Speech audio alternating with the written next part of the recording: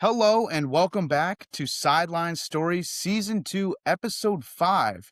Today we have a very special guest coming at you from the Dan Patrick Show, the director of the show, Mario Miranda. How are we doing today, Mario?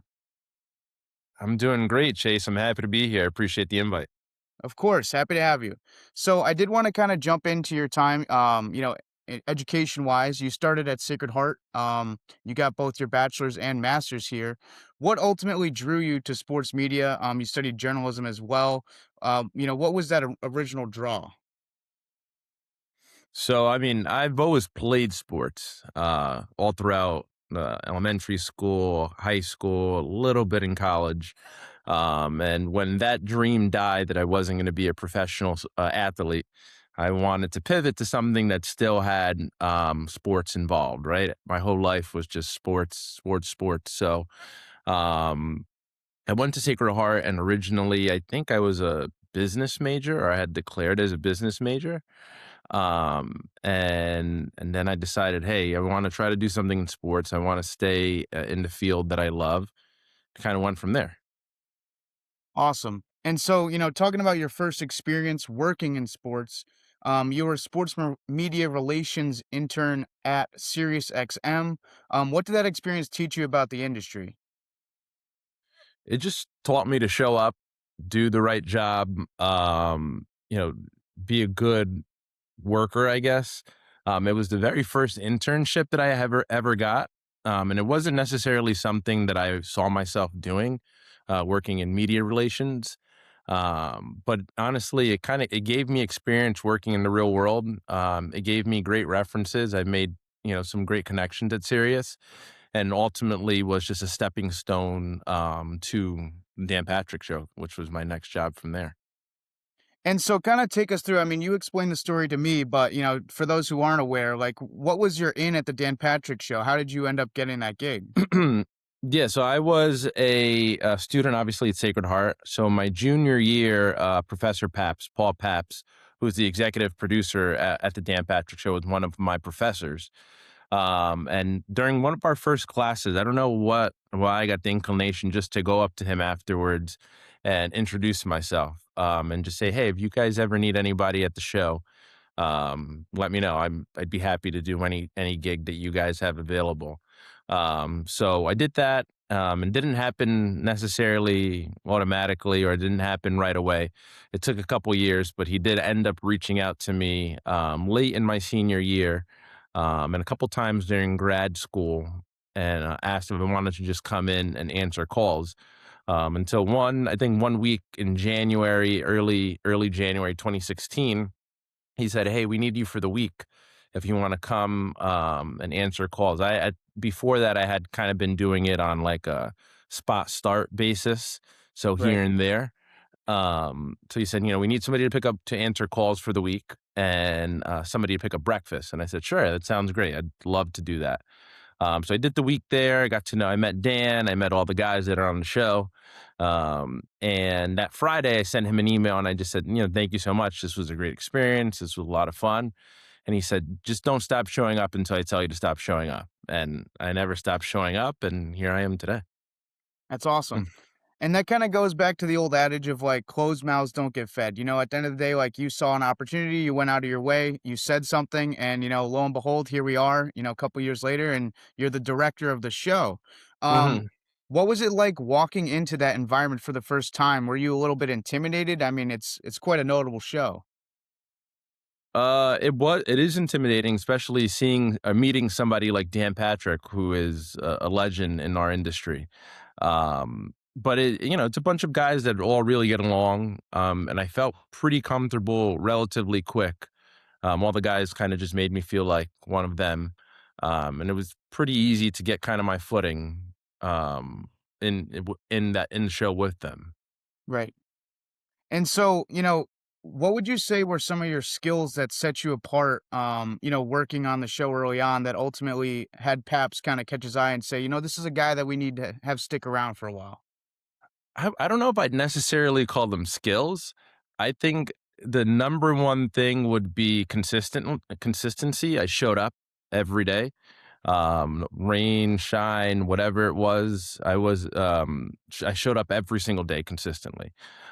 So showing up every day, you're kind of just doing it becomes kind of monotonous where you're doing the same thing over and over again. But the consistency and showing that you're reliable, and the fact that I think I showed I was reliable is what made them trust me. I think a little bit more to say, all right, he's showing up. He's here for the long run. Let's try to give him another responsibility outside of just answering calls and getting breakfast.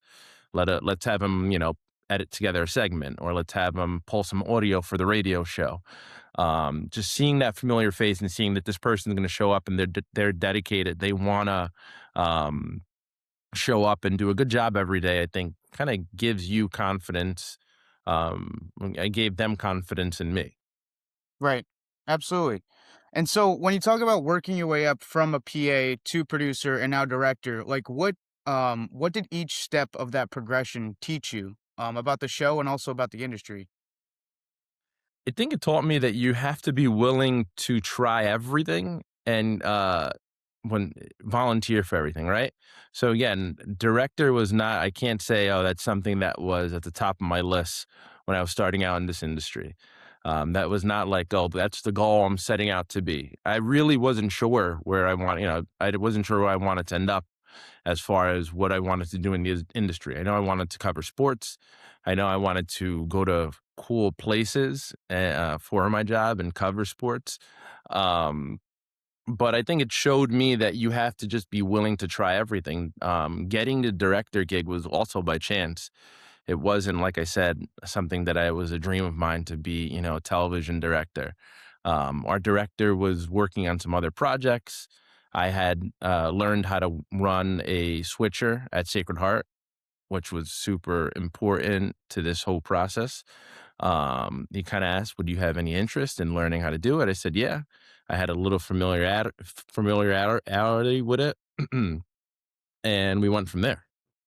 It's awesome. And so when you talk about the switcher, was most of your experience gained through like live event here at Sacred Heart, like doing the games, or were you also working on Sports Buzz and studio shows? Yeah, I was doing it all. So I was a GA for 2 years for SEM. So I was doing the live event broadcasts where we were doing basketball games primarily. I was doing Sports Buzz every Thursday. I think you guys doing Monday now, is it? No, it's still Thursday. It's I'm still there every Thursday? Thursday. Okay, yeah. Thursday was Sports Buzz, and then whatever, events that we had going on that we were gonna produce live outside of just a game, whether it was a symposium or, we had a speaker come in where we were gonna broadcast that and put that out. I was working in the control room, so that was super integral in kinda where I am now. Absolutely, and it sounds like it. And something I always stress about when I talk about Sacred Heart is, how much resources they have at your disposal here. Like it's truly amazing. Yeah, no, I tell I'm, being an adjunct now at Sacred Heart, I've got to see a bunch of different control rooms and go to, some of the best, I've seen some of the best control rooms probably in the country. But Sacred Heart has, you want to learn how to do something, a lot of that stuff that's in that control room, in the Martiri building, or even, in the broadcast or in the basketball arena or in the hockey arena, is a lot of the stuff that I've seen out in the industry. So it's, even if it's a little bit off, it's very similar. So if you want to learn something, that Sacred Heart is the place to learn it because you want to learn how to direct, you have that there. You want to learn how to TD, you can do that. Audio, um, graphics, anything like that. At Sacred Heart has all the equipment that is the standard in the industry. Absolutely. And so, kind of going back to directing and your role currently at the Dan Patrick Show. So, what does a typical day look like for you in terms of preparing for the show and then also executing? So I get in probably about 2 hours to an hour and a half before the show starts. A lot of that is communicating with Professor Paps, Paul Paps, who's the executive producer, just making sure we're on the same page as far as we have all the stuff we have all the elements they're going to be talking about. If we're missing anything, then we have a meeting around 8 o'clock, an hour before the show. The guys discuss topics that they're going to talk about. on the show on that day's show. During that time, I'm kind of just preparing any elements with current Sacred Heart student Anthony Cerusco, kind of just getting all that stuff. And then once 9 o'clock hits, we're running. So it's really just trying to follow what they're doing, right? So a lot of it is on the fly, making adjustments if we have to. If there's an added guest, making sure that we get that in, get all the proper elements ready for that added guest. And it's really just following their lead and just trying to show the audience, give the audience, I think, a behind the scenes more so look of what a radio show looks like, because Dan prides himself on our show being a radio show, and he likes the fact that we keep it kind of a radio show, and the TV part is a behind the scenes look at what's going on the radio show. Absolutely. You can tell just based on, the concept of the show. And that kind of leads into my next question of, how do you balance the radio, television, and digital elements of this broadcast? It's a very unique show. And you guys do a lot, whether that be via social media or radio or, the stream itself. How are you kind of balancing all those things? It's a lot. Yeah, it's a radio show first. So that's what it is. And then everything that we're doing on TV is just to help complement whatever the content is that they're doing for radio. So again, just to try to bring some life visually to what they are talking about. We have a great partner in Peacock who is does they give us rights to a lot of to NFL, NBA, so we were able to use a lot of those things, and again, just to kind of bring a good visual or a visual to whatever the guys are talking about on air. Um, but yeah, it's really again just trying to chase what they're talking about and just bring to life visually what they're talking about. Right. And what would you say, obviously there's challenges that come about during a live show. What would you say is the biggest challenge you've encountered or have faced during one of the shows? We've had a couple different challenges. We've had a power outage once, Oh, so wow. everything reset on our switcher, right? So we have our switcher that's set up daily, or not set up daily. It's set, and I don't have to reset it outside of changing one or two things daily. We had a fire alarm go off about 2 weeks ago, which is pretty fun. I mean, in hindsight, it was funny, but it's there's a balance of making sure everybody in the building's safe and that there's no real emergency, but also trying to make some kind of content out of it, right? I mean, Right. it ended up being on TMZ and across a couple different platforms. So just again, trying to bring life to that. It was a little bit chaotic, and you got a balance of all right, are we good? Should we leave the building, or and let's try to show what's going on in the building because there is some chaos going on.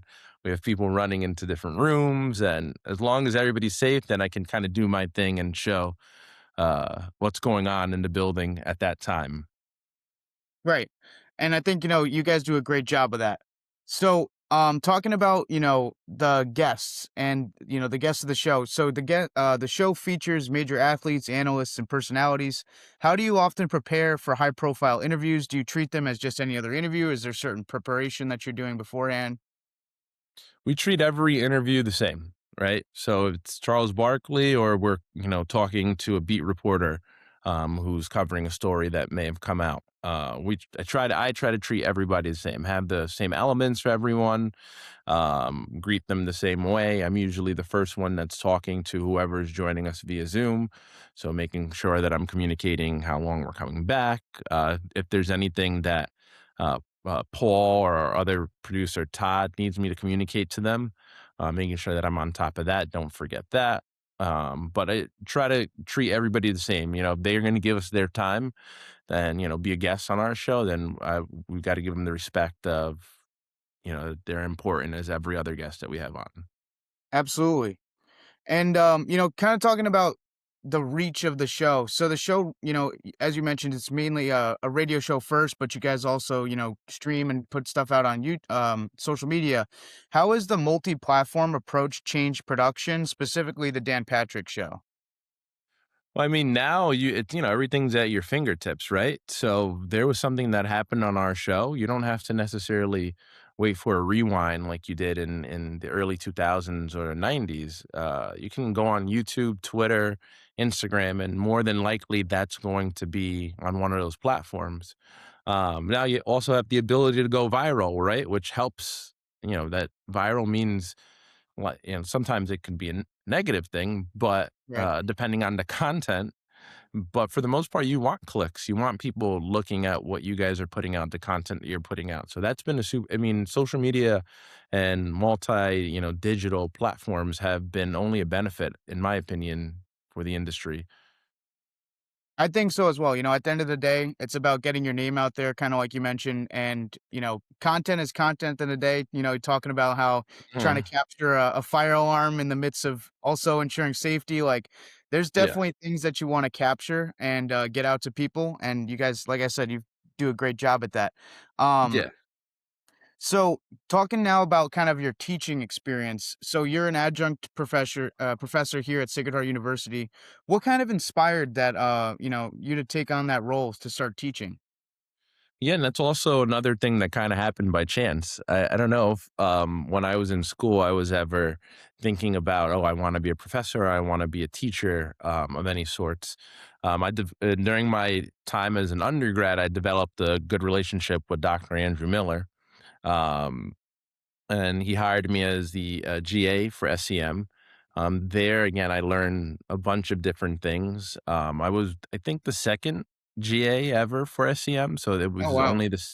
yeah, it was only the second year where the program had existed, and it was also the first year that we were in Martiri. So I kind of got a front row seat to learning everything that the building had to offer, whether it was the switcher, whether it was graphics, whether it was Avid, which we that was something new that they were implementing at that time. Avid, the digital or the editing software. I kind of again was there for all of that and learning all of that. Um, so I think he noticed that I had taken a liking to Avid. And when the time came where I was graduating, he asked me, "Hey, would you have any interest in teaching Avid? I know you've learned it, you've been here, you've sat in all the trainings for the past 2 years." I said, "Yeah," and again, we kind of went from there as well. But again, what's funny about my career, my short career so far, is that it's all kind of happened by chance. None of it I can say like, oh yeah, this is what I was aiming for. And in a sense, it's been a blessing. It's all been a blessing because, just again, you show up, you show that you're interested, you show that you're consistently showing up, that you're reliable. Kind of these things fall on your lap, and you kind of run with them. And so, as an adjunct professor, what would you say like it means to you to be able to make an impact on the next generation of sports media professionals? Oh, I don't know if I can even put it into words. The fact that I can sit down and share any bits, whether, it's like during a podcast like this or during office hours, I want to only make the industry a better place. And not that I'm this television genius, but any tidbits that I have that I can share that can progress, especially Sacred Heart students. Sacred Heart has done so much for me. Um, Anything that it can help to kind of give back, because I know I was once there and somebody helped me. Um, I want to do. Absolutely. And I think that process is very cyclical. Like people help each other, and then down the line, you want to help others, and then they will want to help others. And it's really a great thing. So kind of talking about still on this, student side of things, what skills do you think students should develop right now, specifically in sports media? You teach a class that um, really focuses on Avid. Would you say Avid is definitely something up there, or like what kind of skills do you think people Yeah, should be working on? I always encourage learn everything. Learn anything possible that you can learn because you don't know when you're going to be in a control room, on a truck, on a set, and somebody's not going to show up, and you're going to be able to say, "Yeah, I know how to do that." you know. Avid's a good one. Running an audio board, learning how to use a camera. Again, learning how to edit in general outside of Avid, just whether it's Premiere, Avid, um, DaVinci. I'd say if there should be no point where you're like, I don't think I'm gonna do that, or I have no use for that, because again, you may be on a set somewhere, working somewhere, and you're a PA, and somebody doesn't show up, and you say, "Hey, I have a little bit of experience with that. I did that in grad school." At that point, if they have nobody or you, they're more than likely going to use you. So I don't think there is a limit, or it shouldn't stop, with only one or two things where you should learn, especially you guys that are in grad school. Take advantage of every single thing that, say, the school has to offer. I think that's great advice, and, personally, that's something I've been doing, like, I didn't have podcast experience, but something I've said before is, like, everybody wants to have a podcast, so it's good to have that experience and skill set in your back pocket, because you never know, maybe this could be, one of my first jobs is working on a podcast. Sure. Um, And it's just even, putting yourself out there to have a conversation, right? Just learning how to speak in front of a camera, learning how to now take this and turn this into a social media clip, learning how to use something like Riverside. Riverside is, widely used for podcasts, right? So you kind of have your just foot. You're kind of taking a step up, just learning, three or four different things and just doing one podcast. You're not only hosting a podcast, but you're kind of doing all the things surrounding it, which is, you've taken a great initiative. Absolutely, and thank you for that. So something I always talk about with every guest is kind of like technology and AI, evolution of industries. So production technology is evolving quickly. What changes have had the biggest impact on your workflow? Well, I mean, everything's AI, especially editing now, right? I don't know if it's 100% been perfected, which is to our advantage, but I mean, you can throw a video into a system and it can spit back a reel for you with captions and stylize and the whole thing. That's where I've really seen it the most, in that area, where you can kind of just throw a video in there and it kind of just create something that used to take, at least 30 to 40 minutes to perfect. And again, it's not a perfect product, because I don't know if AI is not a perfect product in itself, but that's where I've really seen kind of the change. Absolutely. I mean, it is a tool at the end of the day, and it is progressing, but I think stuff like that kind of shows like there's ways in which we can, make our work more efficient without also taking away the creativity. At the end of the day, like you're saying, this isn't a perfect product, and there still will have to be some kind of human intervention to oversee, the final content that gets shown on screen. Yeah, no, absolutely. There is, even deciding, right? So AI is not going to necessarily know. Well, in certain cases, it does know like what is a trending topic, or what it should be putting out there. But I think, there's always going to be that human element that you have to, make a decision on when the perfect time to put it out, the metrics of it. So, but again, if you're using the tool correctly, then it's only going to help you. Absolutely. And so, kind of staying on this subject, how would you say, or what do you think, where this will evolve in the next 5 to 10 years? Like, what will production look like in maybe the year 2035? I don't I wish I could predict that. I don't know. I hope it's not to the point where a lot of jobs are lost in production, which, you can sometimes see it kind of go that way. Um but I mean, technology is unbelievable. The strides that we've made within the last 5 years, I can't imagine what the next 5 years is going to look like. Yeah, it'll be crazy, I'm sure. Eh, yeah, no, maybe they just, like, invest in, like, flying cars and stuff and just leave the jobs in media to the humans. Well, I hope so. So talking about now, like kind of some advice for students and a reflection on your career. So for students who want to work in sports media production, what would you say is the most important piece of advice that you would give them? Network. Put yourself out there. Put yourself in uncomfortable situations. There's a happy hour or there's some sort of outing, go there. You don't know who could be there, who you're rubbing shoulders with, who you can shake hands with. Um, get yourself out there. This is an industry where knowing somebody is only going to give you a leg up. Making connections with somebody, for example, if I'm looking to hire somebody, I'm probably going to look to hire somebody that I know or somebody that I've interacted with or a student that I've interacted with. Um, you know, like they say, I think you said it earlier, closed mouths don't get fed. So get out there, rub shoulders, shake hands, and network. I think that's great advice. And, that's kind of why I started this podcast is to be able to network with people like yourself across the industry and not just in sports media. I've interviewed Hmm. people who do ticket sales, people who do operations, Hmm. people from all different walks of life. And I think it's important because you never know where you're going to end up and, who could end up helping you or how you could maybe even help someone else. And For those sure. connections are very important. Yeah, no, 100%. A lot of the students that have ended up, or a lot of people that have ended up working on the show with us are students. So students that I've had, students that Paul has had. So um, again, getting out there and shaking somebody's hand and saying, "Hey, you ever need anybody?" is, I think, it goes a long way. Absolutely. And so kind of reflecting, looking back at your journey from student at Sacred Heart to now directing a nationally recognized sports show, what are you most proud of?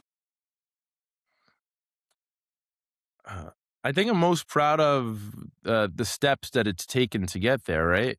So the fact that, 10 years ago, I was a PA getting breakfast, um, and then I was able to, not do that and kind of take a step up. I think I appreciate the grind. It showed me that it's not easy. It's not going to happen overnight. There was a lot of times where you kind of take a look at your job and you're like, I'm just a grunt. Um, but you gotta, you appreciate that because a lot of people go, that's kind of just the circle of life in the media industry and maybe in probably in all industries. So I think that's what I'm most proud of, the grind that has gotten me to this point. And appreciating that I did very much start from the very bottom to get where I am now. I think definitely something to be proud of. At the end of the day, you work for the Dan Patrick Show, quite an Mhm. accomplishment. Um, Mhm. and I did want to kind of ask you a couple fun questions. Sure. So Yeah. you've met a lot of people, a lot of personalities working on the Dan Patrick Show, especially for the amount of time you've been there. Who is your favorite guest that you've had on the show, as a working on the show? Who's my favorite guest? Adam Sandler was very cool. We went to Ireland with Will Ferrell, which was probably the coolest thing that I hope it's not the coolest thing, but it's definitely one of the coolest things I'll ever do. Um, I'd say it right now hasn't gotten any better than going to Ireland with Will Ferrell. That's awesome. And so that kind of might have answered my second question, but I was going to ask, Mm, you travel all over the place, whether that be for the Super Bowl or other major sporting events, yeah. or just traveling for interviews. Is Ireland your favorite place that you've traveled with the crew or Yeah, Ireland is definitely up there. Last year we did Lake Tahoe, which was it's a celebrity golf tournament. So everybody from Steph Curry to Aaron Rodgers to Brian Bumgarner from The Office is at this tournament, and we went to a kind of like a social outing, and this room was with all of those people, and it was kind of surreal because you're like standing right next to Ray Allen, Grant Hill's walking over to say hi to Dan. Steph Curry is coming over, hugs Dan. Being in a room like that with all those luminaries, I think I don't know how I'll ever be in a room like that. I hope I will, but that was pretty surreal. yeah, it sounds like it. It's definitely, a once in a lifetime opportunity. And, kind of a serious question real quick to finish things Mhm. off, but how do you maintain, a level of professionalism while also, you're probably definitely starstruck a little bit seeing Steph Curry hug your boss and stuff, like, that's pretty incredible to see. Yeah, I mean, it's kind of been that's how it's been taught to me from the beginning. I'm there to do a job. I'm there to do my job, right? Definitely interact with the athletes. I definitely introduce myself, shake hands, talk. But at the end of the day, I'm there to do a job. I'm there to do the job that Dan has hired me and trusted me to do. And by fanboying or kind of getting outside of yourself wouldn't be a good representation of him, and I wouldn't want to make him look bad. So the fact that he's trusted me to kind of be the front guy, the guy on the first line, greeting these guests and prepping these guests, I think I owe it to him to kind of be professional, or not to be professional, and represent the show and him the best way, in the most professional way that I can. Right. Well, that's all from me in regards to questions. If you have anything else you wanna kinda throw in here at the end, feel free, but, yeah, thank you so much for your time, really appreciate it. Yeah, Chase, no, I appreciate it, and you're doing a great job. I've seen a lot of your clips on LinkedIn. Keep grinding. Yeah, everything you've put out, I've enjoyed, and I appreciate you having me on the podcast. Thank you. And for those watching, this is the end of episode 5. Appreciate you, Mario, for coming on. Really great conversation. Definitely a lot to take away from this. And until the next one. See you, Chase. Have a good one.